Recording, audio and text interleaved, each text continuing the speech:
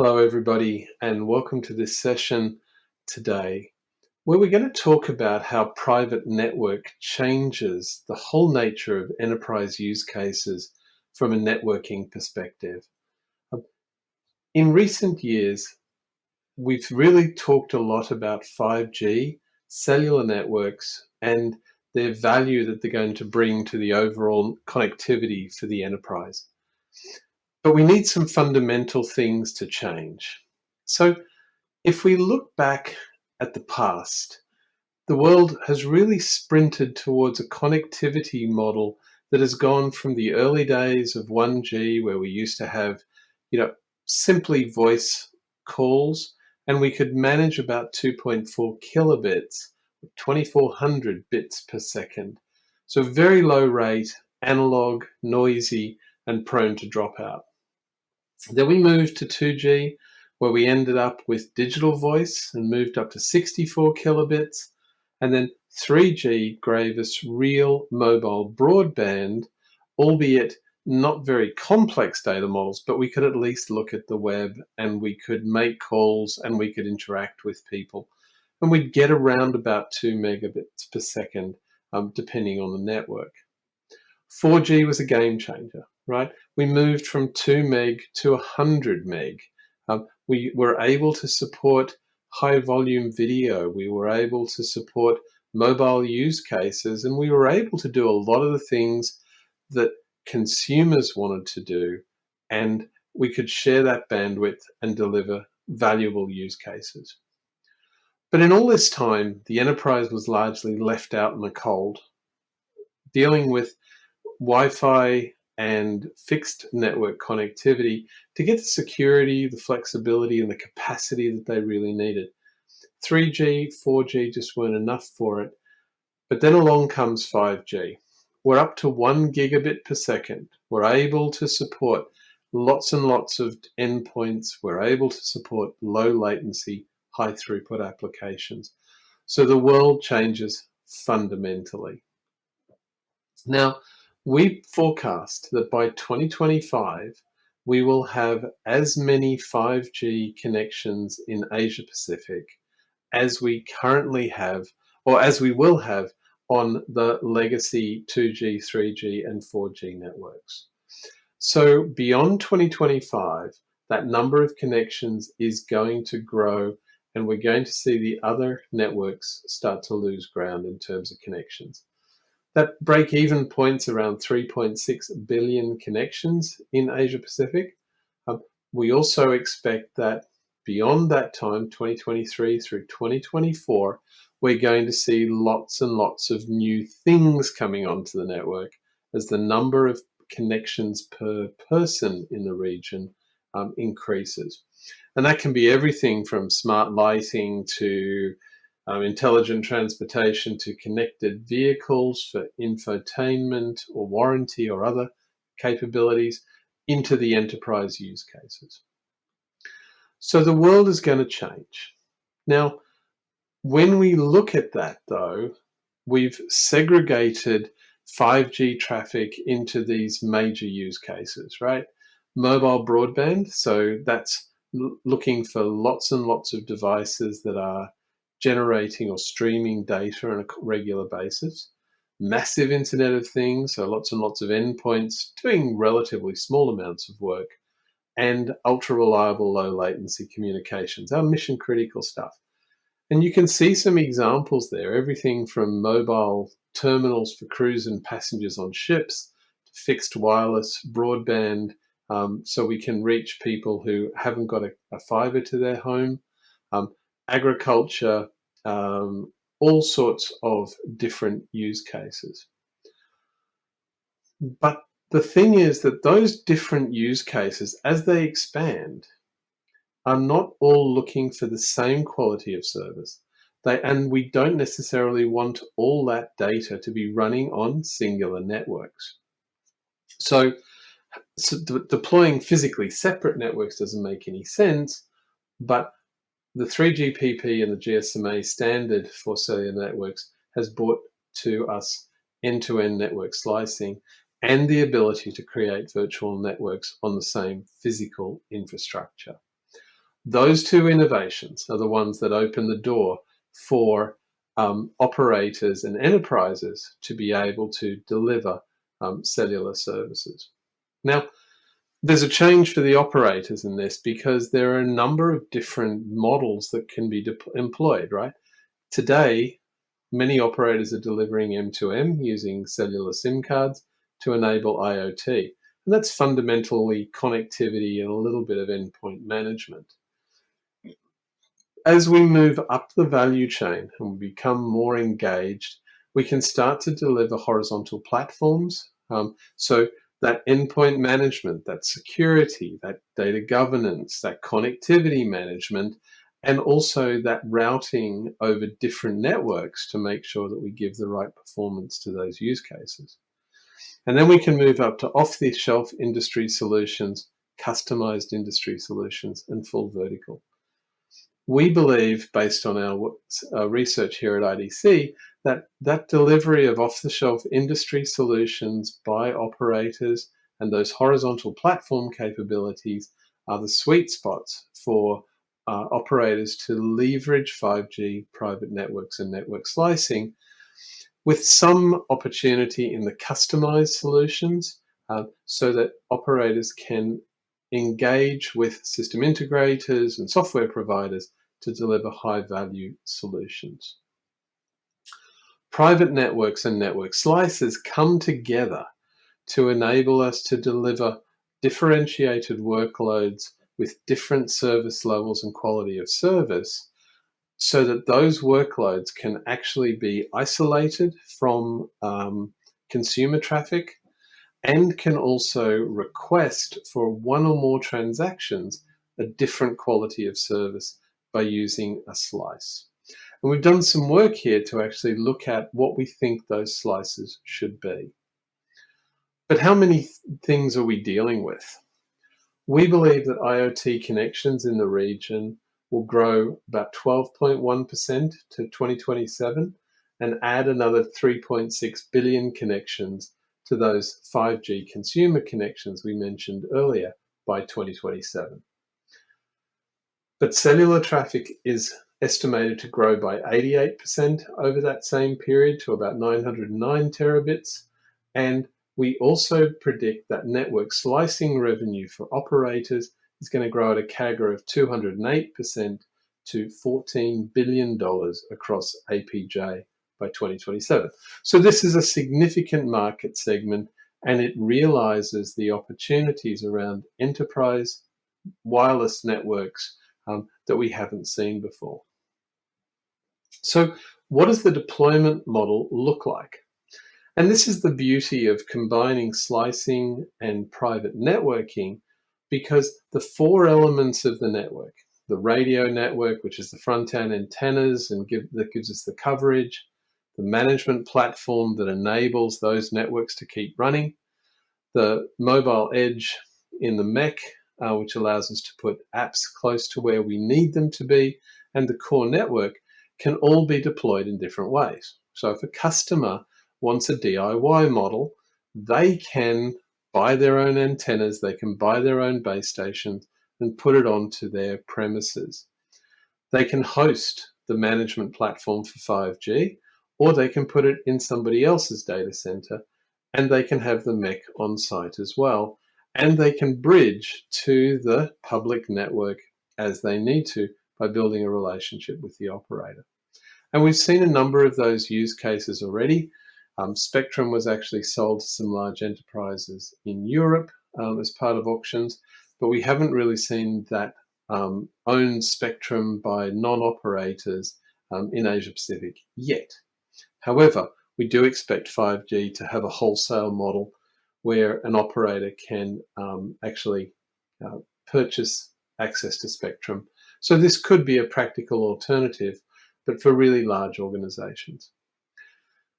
The other models of outsourced, managed, and shared infrastructure we expect to be a lot more common. The managed model, for example, has the operator providing the network, the operator hosting the management platform, and the MEC may be spread across the customer site and the operator facility, and the network provider holds onto the core. This is a shared model where, sorry, this is an owned model by the enterprise, but it's managed by the operator who has the expertise to run and deploy and manage the capital cost of those solutions. So we've got a number of options that we can use, all the way down to simply sharing access to a set of network resources that are owned by an operator. The other thing we're seeing here is that we have to have a pretty complex set of solution capabilities to make all this work. It's not just a matter of connecting some endpoints and sucking in the data. We want to have billing, we want to have service control, device inventory, we want to have applications marketplaces, we want to be able to provide connectivity management, applications, and also access to ecosystem partners like cloud providers, analytics, SaaS providers, and others. By bringing all this ecosystem together, we can actually build capable and scalable solutions for our customers. So what do these slices look like? Inside IDC, we've actually built up a taxonomy of 20 network slices, and they're spread across consumer, enterprise, and public sector use cases, and across that mobile broadband, massive MTC, and low latency use cases. And you can see slice 0 is the one we've defined as basic 5G service, and then we have everything from light and heavy video streaming, sports and entertainment, gaming, AR, VR, SD-WAN, and many others.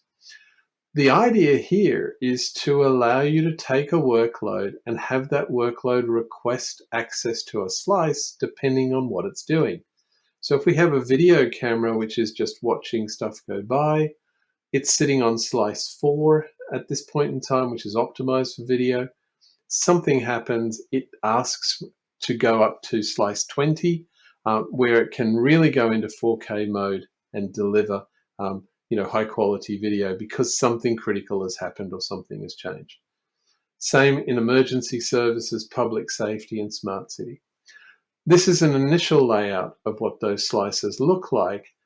And we've also developed a model which has 4 attributes to it, or 4 categories, to allow us to evaluate whether a use case makes sense in 5G. So what are the economics of the use case? What are our desired business outcomes? What do the performance metrics look like? And operationally, what do we have to do? We'll be publishing data over the next couple of months, actually evaluating each of these criteria families for those use cases. And out of that, we'll be able to see which use cases make sense to do first, right? Because there'll be lots of competing options for deployment once you have that private network and network slicing combination and those deployment options. And it will be very much driven by the business case that you build to drive those outcomes. So, a couple of key things to take away before we go into the rest of the discussion. On your journey to private networking, understand the outcomes. So look at the use cases, understand their needs, and see if they make sense for 5G. And then plan a deployment model that allows you to start today, to build for the future, and as you scale up, to perhaps change your deployment model in conjunction with your operator so that you manage your cost, you can get started, you can deliver value. And then get used to dynamic traffic.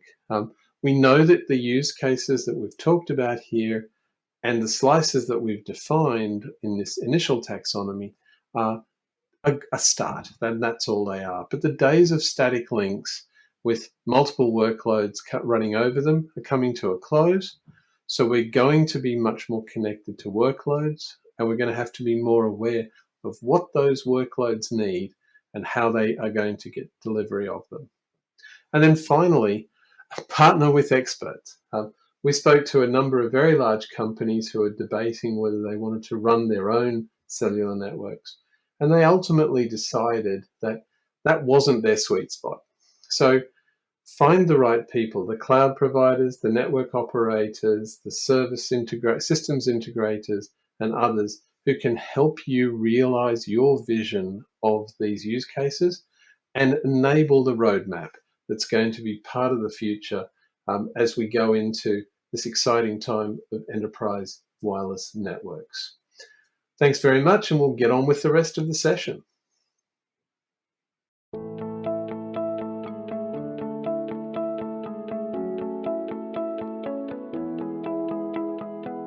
Hello everyone, Dennis here. First, I want to thank Hughes for the very insightful, address and sharing just now. It's really insight. It's very important for me to share with you guys that this is a very passionate topic of mine, and especially for my team as well. The private networking. How does it helps with the enterprise of the future? Let me share a little bit here. This is the question actually a lot of enterprise that we engage with is asking. I would like to have private networking, but what does it do for me? So I think with that kind of kind of like constant asking and constant query from our customers, me and my team were really passionate about this and say that, hey, let's us really deep dive into this and help the enterprise on their journey. Hughes in his opening shared with us the definition, the market, what's the differentiation, and also the evaluating criteria for the private networking. And it just nice set up the stage for me because I'll be talking about why we need it and how are we going to do it. Well, first, let me share a little bit here. While we talk about private networking, essentially, we are talking about this capability that brought about by 5G. I think Hughes also talked about the evolution from 1G to 5G earlier. My journey with 5G started off around 2014 when I was one of the members together working with my, kind of like my CTO in the NGMN, that is the Next Generation Mobile Network Alliance. So why is it important? It is very important because in the past, the 3G and the 4G were actually technology defined by academics, kind of engineers and researchers. And they say that, okay, this is 4G. And then what will happen is that we start to build application on 4G. However, for 5G, it's a little bit different. The MGMN actually made up of 30 over top operators in the world. We talk about it and say that, what does the service of the future looks like in the future? We say that we need to build a technology that's going to support that. That's low latency, ultra reliable, massive mission to mission connectivity, high bandwidth, and high assurance. And so then therefore 5G was born, through that concept. So having said that, 5G certainly has been thinking about the future and it's about a service design rather than a technology design. So therefore, bringing me back to these slides, you can see that, for 5G, its capability can bring about very critical use cases that in the past, the wireless technology couldn't support, the like of cloud gaming, autonomous driving, edge video analytics, drones, real-time analysis. These are capabilities that require extremely low latencies and high bandwidth. And that's where the edge compute and 5G can play a very critical part. And that is one of the use case, if you can see, is for the private networking, the network slicing, the service assurance, and what are we going to do with resources and how are we going to make use of these resources to use to able to help us to create the kind of critical what we can an operation requirement. So why are these use cases important? These are use cases, like I mentioned, real-time capabilities, drones, AI, VI, AR, VR, and all these things, they are actually use cases and function that is required for driving business. You look at from these slides here, you will realize that there are many industries, many overall use cases that needs all these specific use cases. The business drivers could be real-time financing. We are talking about factory production. We are talking about real-time connected customers. And all this means that the business or the enterprise of the future need to think not just about one use cases, but they need to put everything together. Their overall future business driver must be complete, and then they design what they need. And then therefore, if you look at the right side of the slide here, the enterprise will need the capabilities of predictive, real-time automation, hyperconnectivity, collaboration, and also efficiency. And that's where you need to think. If I need all this, where am I at now? Currently, most of the application and data, they are all silos. We are talking about that, we are a lot of complex dependency. There's still a lot of human dependency involved. And we call real-time visibility is actually quite lacking. So then therefore, we need to know how do we arrive at the end stage that we will need. And how does private network help with this? So we need to think. To adopt it, we need to have the right solution, which is standardization. We need to have being agnostic and most important, programmable. If you need a service now, you will need to make sure that it is programmable by yourself. It cannot be everything that you need. You send in the request, it will take 3 days later. Someone at the back end will do a program and write it and pass it to you. It need to be programmable. It need to be real time. Interfaces, APIs, these are important. The reason being that all these applications and all this enterprise use case depends not only on just the network. They will need cloud, they need operations, they will need what we call data, and they need to work with other agencies as well. So then therefore, standard interface become more important. And one of the other thing we really need to talk about is the ecosystems. What's good if the enterprise have a very good idea, but the entire industry or the ecosystem is not ready to support it? Then what will happen is that the implementation of the solution will be extremely costly. And so therefore, if you take a step back and look at these slides, in the future, the business want to be different. The business want to have real time. The business would like to predict what the customer needs. The business will need to be able to customize services for the customer. Can you imagine in the past when we have a factory? The factory need to set up all the conveyor belts, the production run, the materials and everything. Usually they produce the goods by the hundreds, by the millions. The reason is being the setting up is expensive. There's probably no way you can do a customization, but the business of the future needs customization, a lot of customization. One very good example I can share with you, a personal experience, is that I went to Nike to buy a shoe. I can custom-made the shoe, the colors I want. I can have logos. I can have my name printed on it. And the delivery is probably the same, as I buying a normal off-the-shelf shoes from the e-commerce platform. So as you can see, peoples are changing, customers requirement changes, and enterprise need to have all these business drivers and all these business future business requirement, and they are complex, and their needs to have all these capabilities is going to be very, very important. These capabilities that's going to make all these things works from an application perspective is no longer just the network or just the IT system. We need networks, we need edge and the public cloud for storage, for decision making, for low latency application at the edge. We talk about operation and assurance. How do we orchestrate across it? If I add in more endpoints, how do I assure that my bandwidth is automatically increased so that my endpoint services will not be impacted? How about all this point-to-point orchestration, even though they're of different domain? The AI, the data analytics, and the security is equally important. And all this helps the business to be more flexible and can react better to the customer requirement. And like I said earlier, the ecosystem and the application. Without the system, ecosystem and the applications, we are going to have a problem of scale.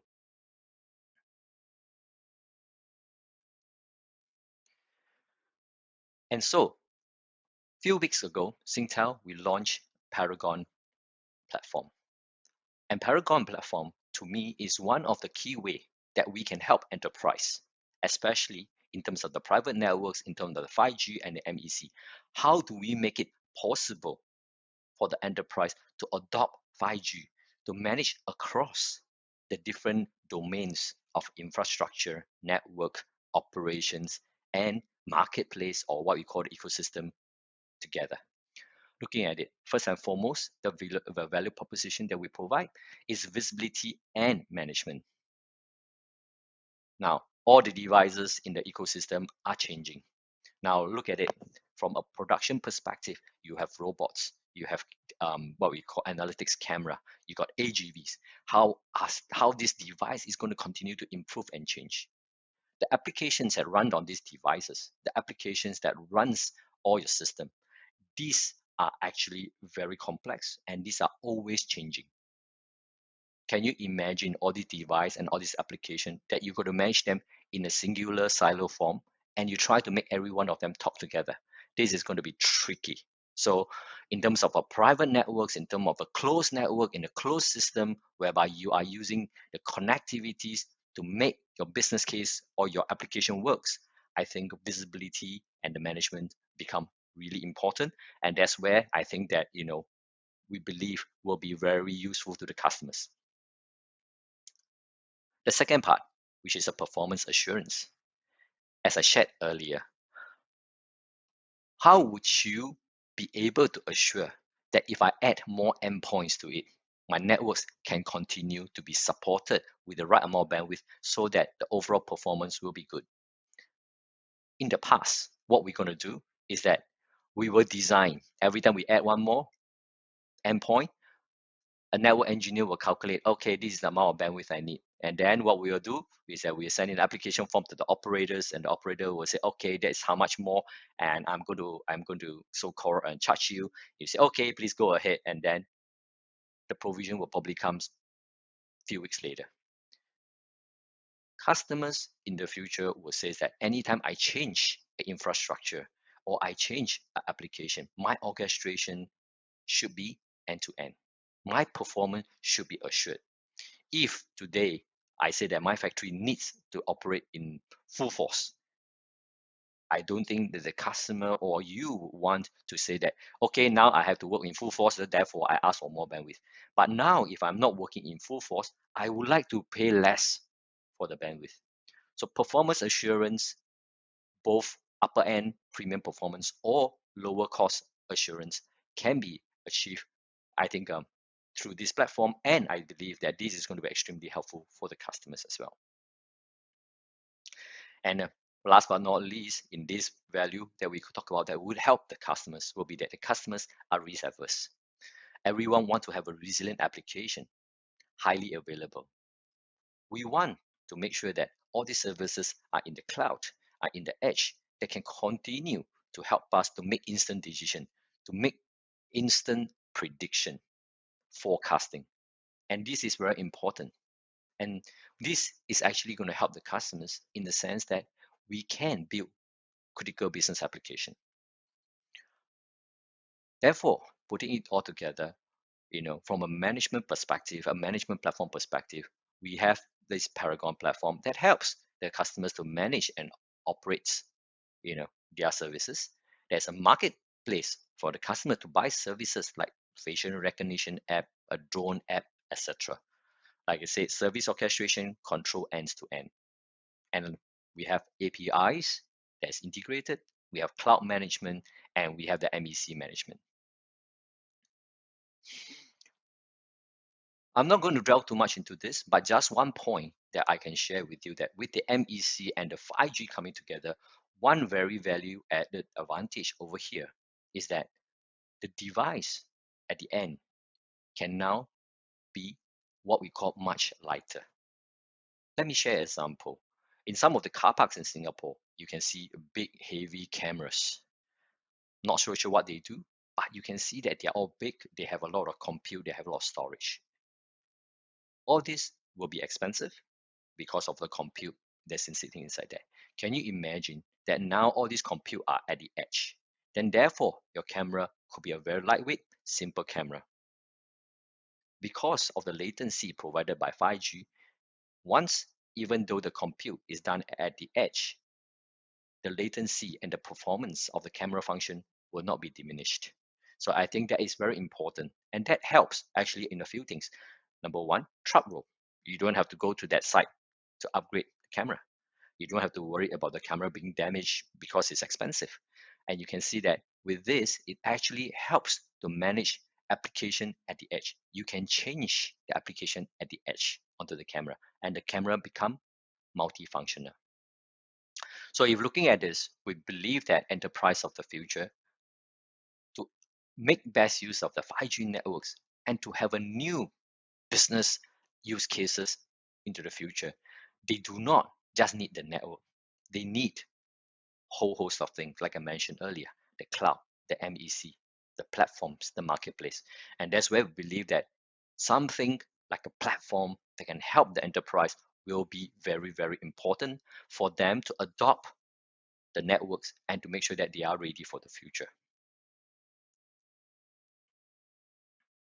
So I think what we have done is that we have done a very quick check, and then we do a very quick what we call a comparison.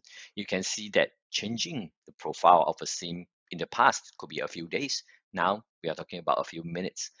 We are talking about customers in the past who have to call the support team, check the backend. It's going to be months, but now we can have the customer doing self-serve, and you can do things in 1 or 2 hours. Customers looking for solution, it could be weeks, but now you can discover and try and do it in 10 15 minutes or even an hour. And therefore we can see that all these improvement help the enterprise to operate business in a much easier way. But let's take a step back. For the enterprise, like I said, need to understand that a lot of use cases that we are doing now is actually pretty much sport in the sense that we are serving sport capabilities. We need to look at it from a wider perspective. How do we actually get the whole motion together and say that let's apply the use cases to many parts of the factory? You do not just deploy a network, 5G network with the MEC for video analytics. You need to think of it as a wider part of things. So then therefore, in order for an enterprise to do all this, the ecosystem, the solutionings, the idea all come together. In this case, looking at private network, it certainly gives quite a fair bit of what we call capabilities. With Paragon, it gives you the ability to manage it.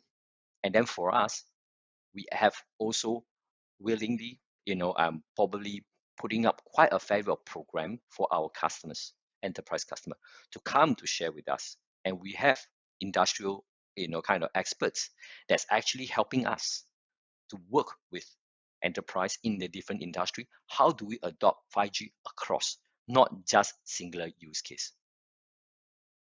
So with that, I think that, with the private network, with 5G, with MEC coming, I believe that we have opened up a vast opportunity for enterprise to be able to run business case, run use cases that is going to help them to move to the future. And so with that, I encourage you to come speak to us about how we can help you and how we can actually make sure that you are readily having all the capabilities and all the platforms to help you to implement the private networks, network slicing, the MECs, the low latency application. And I believe that this is something going to be very interesting and very exciting for our future. I want to thank you for joining us. I want to thank you for having me here. There are quite a fair bit of things I could go on talking for hours, but in view of time, I'm going to stop here. And I hope that you guys have an insightful time. And please don't hesitate to give us your feedback and or contact us if you need more information. Thank you very much. And before you go, I would like you to participate in our short survey. Please scan the QR code and give us your feedback, and we greatly appreciate it. Thank you so much.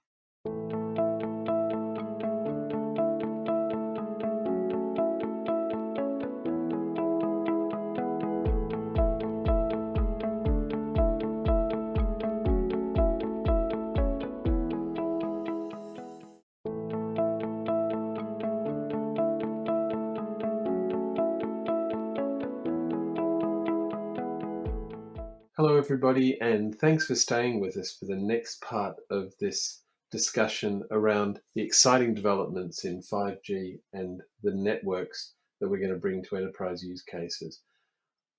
To go a little bit deeper into some of the topics we've discussed, we're joined by Dennis Wong, who's the Vice President for Enterprise 5G and Cloud at Singtel Group Enterprise.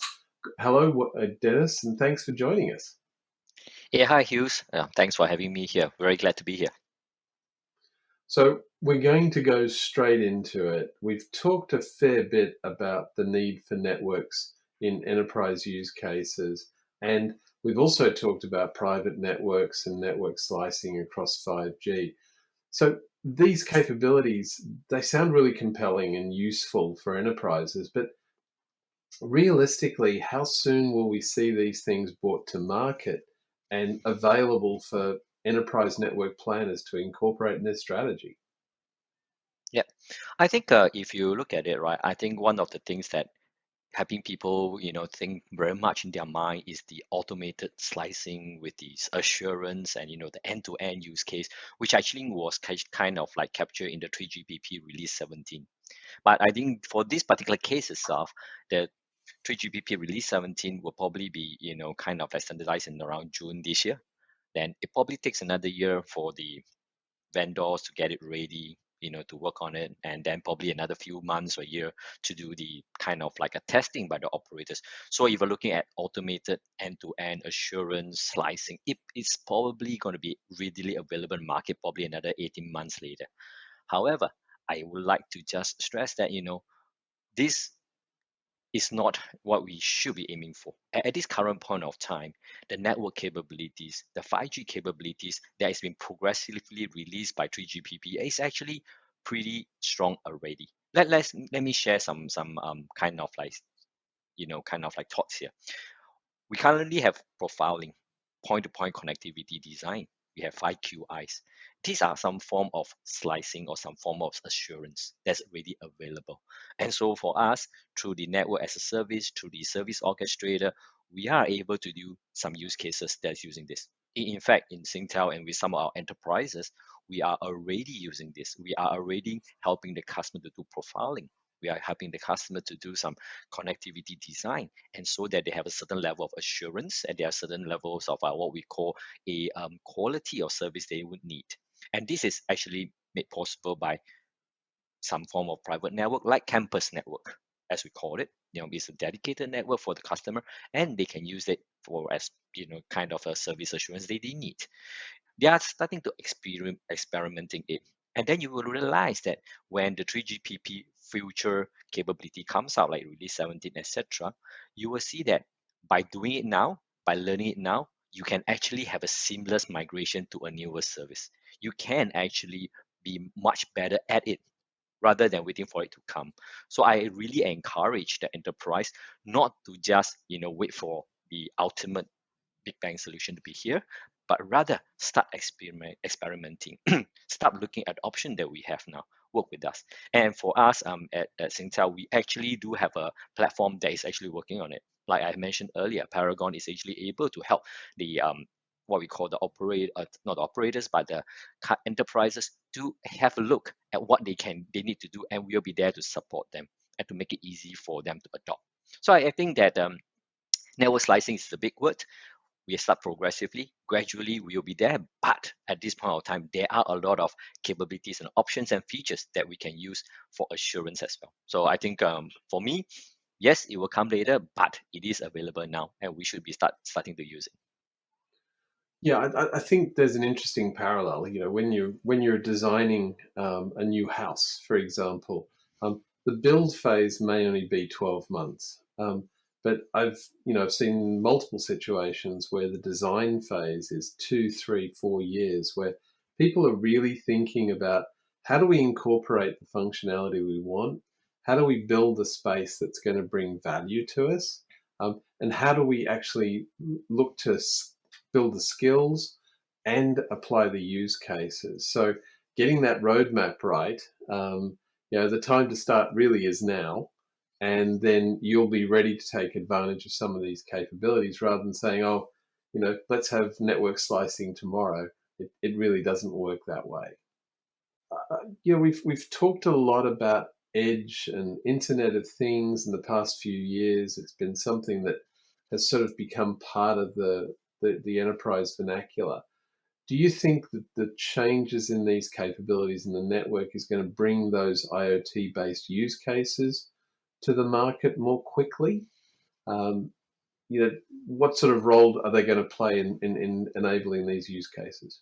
I think before we babble into 5G, I think one of the very good enterprise use case was IoT, and I'm fortunate to be part of it as well when it's taking care of Singtel IoT in the past.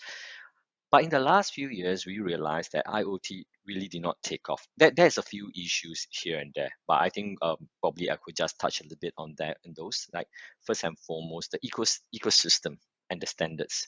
They were quite varied from country to countries, from industry to industries.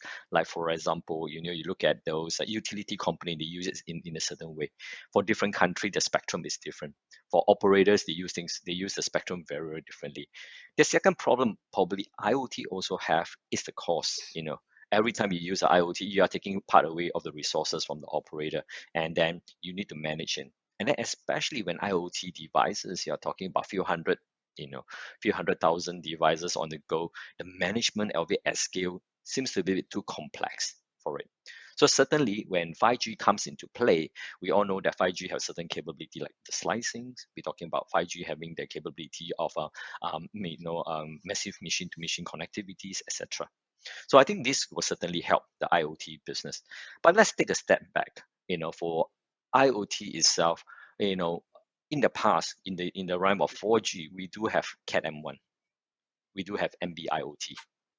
To me, Mm. this is also kind of a part of like a slicing. The operator is using their existing resources to see that how can I slice up something for my IoT use cases because I don't want it to choke up and use up most of my resources. So there is already a what we call a certain level of progress made in that sense.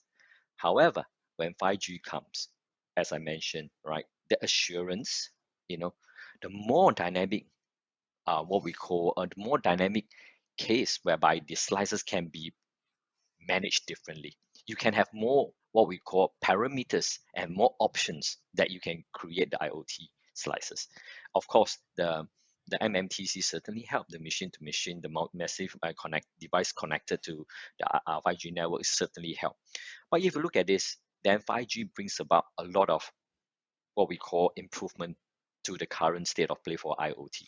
Now, the cost efficiency, because that for a slice, you can create a slice for a drone, you can create a slice for just a battery meter, you can just create a slice for a utility, or even for a very heavy slice for video analytics. So I think there is a varies of what we call the parameters or the what kind of design option that we have from 5G.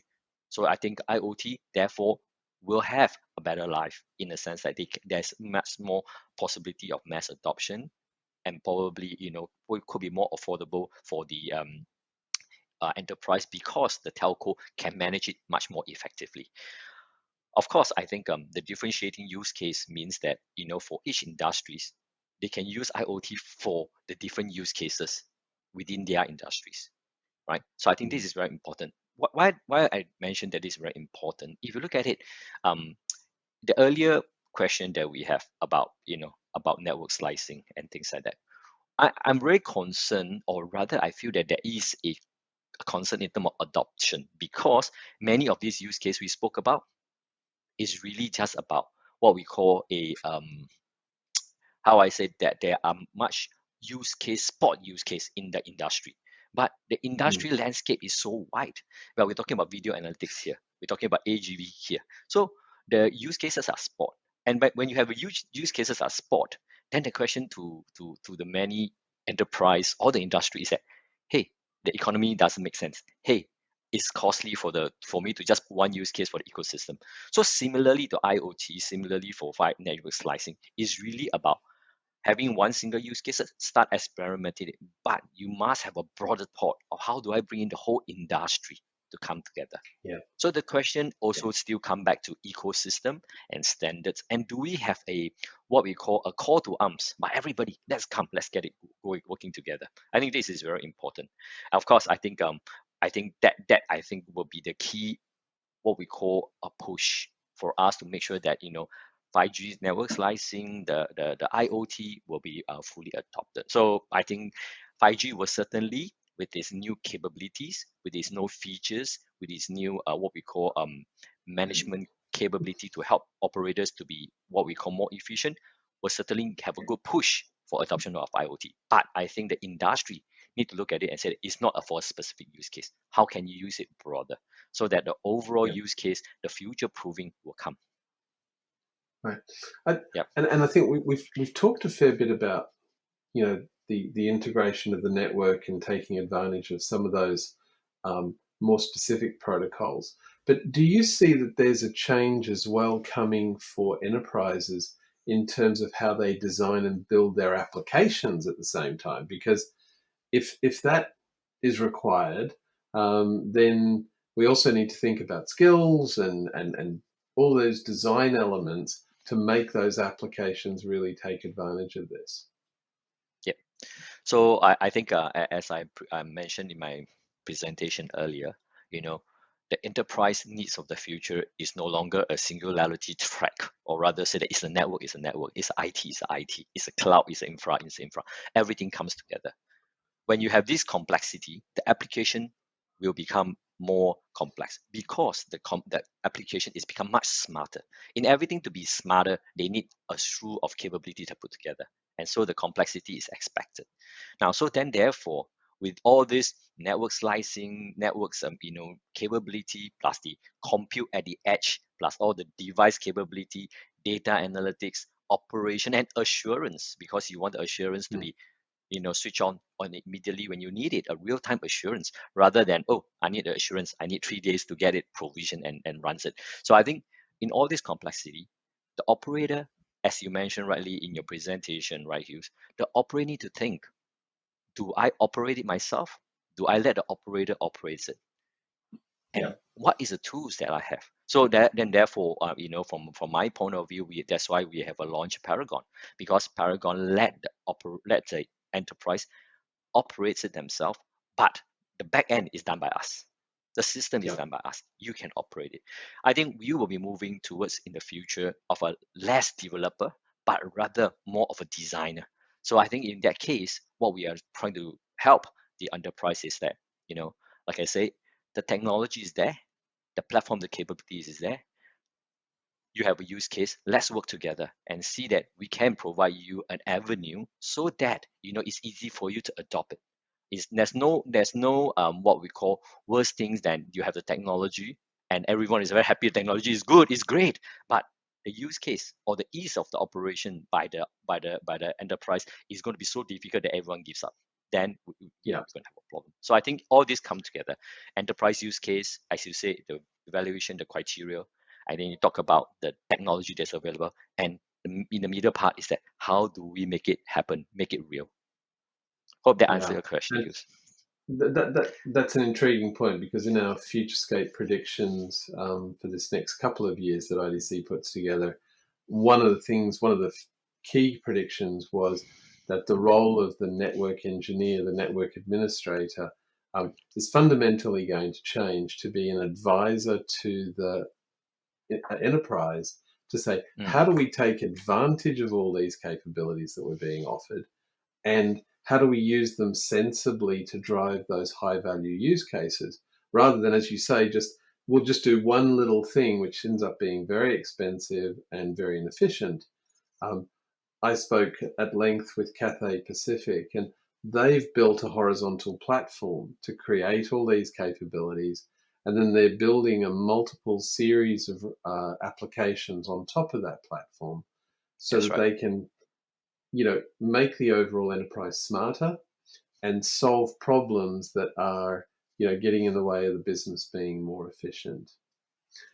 Okay, I'd like you to do one more thing for myself and the audience. Can you give us three things that you'd like everybody to take away as they spend this next 18 months or so getting ready for solutions that are going to embrace enterprise 5G? Yeah. So I think if I were to let you guys take away three things, I think first thing first, I think think forward, future proof. I think Hughes, you mentioned that in your presentation as well. The business case must be future proof. Think about it in the future, like the Cathay Pacific case you're talking about. So go beyond the spot use case. Think about wider 5G needs. And not just only 5G. I think there are complementary technology like Wi-Fi. So you have to think of it as a whole design. Mm. 5G will give you the kind of resiliency when there is heavy load as compared to an unlicensed band. So you need to think of that design. As I said, don't use a spot case. So industrial-wide standardization, create the motion for the whole industry. I think it's important. So then that's the first point. Future proofing, think of the right business case and standardize pushing it. The second thing I think we did touch a little bit about is application design. The application design needs to move together with the technology available, not just a 5G network perspective, but the intelligent at the edge. Operators like us, like Singtel, some of the cloud players, we are putting out services and infrastructure at the edge. Why? The edge will help you to be much more flexible. The edge will help you to have a better management of your devices. In the past, whereby we have heavy um, devices with compute, with storage, everything on the devices, plugged in the wall somewhere, doing some services. In the future, these kind of expensive compute heavy devices, endpoint devices, could just be a simple IP camera because the intelligence, the compute, everything is at the edge because the latency is already being taken care of by the 5G network. So I think these are, again, the application design need to think about how do I use kind of like a readily available capability like intelligent at the edge. And then of course, slicing gives you very good what we call assurance, but you might not need all the time. So the slicing, when do you need it? The dynamic part of the slicing, when do I call upon it? And do I work with an operator that give me that kind of flexibility? I think this is very important. Of course, future, I think if you look at it, the future of application or development will certainly be, standards API, you are talking about DevOps, you're talking about CI/CD and all these things, I think, which is again very important in terms of the workforce. Like I say, and as what you mentioned, the designer must start to think about all these things operationally as well. I think And I finally, think that sorry, just go ahead. one little point on to expand on that. I think we also have to be aware that we're seeing an increasing number of devices, such as cameras and other endpoints, that fundamentally flip the data, the network. Right? They're very write intensive. They generate a lot of data, as opposed to downloading a lot of data. And so we have to also think in terms of bringing the edge and all that compute and storage as close as possible to those endpoints, so that we're not sending a lot of data across the network only to do minimal amounts of calculation on it. Yes, And precisely. sorry, the final point. Yeah, and the final point, I think we touched about it before. Again, it's like, the technology will come, but progressively capabilities are being rolled out. Capabilities are there. Don't worry if it's a spot use case. We always need to try and experiment. So I think the key thing is that be willing to test and try it. So I think from Singtel perspective, I think what we are making it possible is that we are already having kind of like some of the design centers that we have, like the code the center of digital excellence. We do have the Paragon platform that I talk about, which I think we are encourage enterprise to come and test and trial how you use, profiling, dynamic network slicing, dynamic assurance. And also we do have a portable 5G setup, which is called Genie, which I think is that we can go to a factory. And we did a couple of factories and a couple of plants actually have Genie at their side, and they use 5G from Genie to test a few cases and say that, wow, okay, and now I'm convinced it's better than Wi-Fi. So I think these are the what we call the third point. Be willing to try. Don't have to wait for the kind of like a big bang. Everything is ready. It will always be progressive. So take the opportunity to test and trial. So I think these 3 points I think is something that I wish the the audience can take away from. So, Dennis, Thanks so much for these insights. I think those three takeaways of future-proof your enterprise, spend the time designing the applications, and try it before you buy it, experiment and find the value are really valuable. So thanks again, Dennis Wong from Singtel, for joining us on this chat. Thank you, Hughes. Thanks for having me. Thank you, everyone.